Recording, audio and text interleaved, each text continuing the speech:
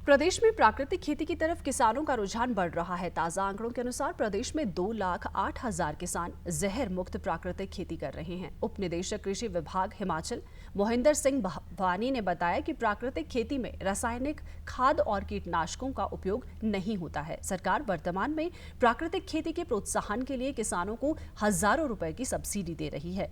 इसी खेती के लिए घर पर ही उपलब्ध संसाधनों जैसे देसी गाय के गोबर, गोमूत्र, बेसन, गुड़, मिट्टी आदि से जीवामृत तैयार किया जाता है।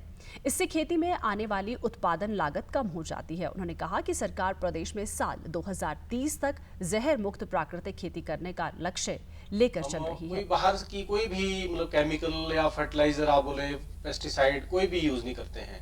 हम इसको जो है घर के ही आसपास के गांव के जो संसाधन होते हैं हमारे, उसके बेस पे ही हम जो है इस प्राकृतिक खेती को कर रहे हैं। इसमें जो है वो एक हम अलग अलग आदान बनाते हैं गाय के गोमूत्र से, गोबर से, और जो स्थानीय जो हमारे पेड़ पौधे हैं जो मतलब रिपेलेंट है या इस तरह की चीजें हैं जो कीड़ों को या बीमारियों को खत्म करते हैं।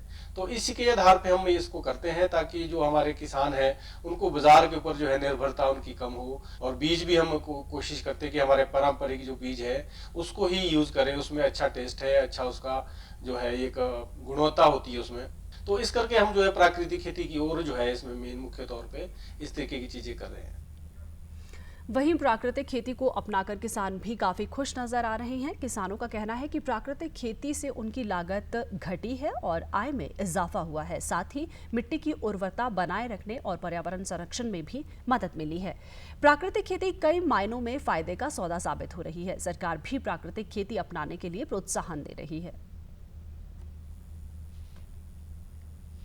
मैंने इस प्राकृतिक खेती को अपनाया है। 5 साल से मैं इसमें काम कर रहा हूँ। आज जितना भी मैं अपनी सब्जियाँ, अपने अनाज, हर एक चीज़ जितना भी मैं तैयार कर रहा हूँ वो आज मेरा घर से ही दूर दूर के लोग लेकर के जा रहे हैं। और जो भी मेरी फसल आगे के लिए जैसे आ रही है, अभी मेरी गेहूं तैयार हो रही है, ब्लैक गेहूं तैयार हो रही है, बंसी गेहूं तैयार हो रही है, मेरा लोकल भीट कनकू तैयार हो रहा है। तो इसकी डिमांड एडवांस में मेरे पास आई हुई है।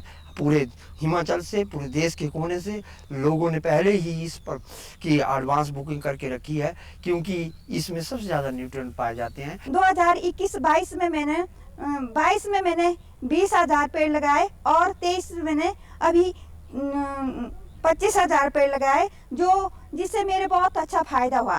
तो इसे दूर दूर से किसान भाई मेरे जो पेड़ लेने आते हैं, तो इससे मेरा एक रोजगार का अच्छा साधन खुल गया है। इस प्राकृतिक विधि से काम कर रहे हैं, इससे अच्छा फायदा हो रहा है। तो इससे मेरा एक तो खर्चा कम हो गया है और लाभ ज़्यादा। तो जहाँ मेरा 50,000 खर्चा रासायनिक खाद में आता था, स्प्रे करने में आता था, तो इसे केवल 5,000 खर्चा आ जाता है। तो इससे मेरा बहुत अच्छा लाभ है।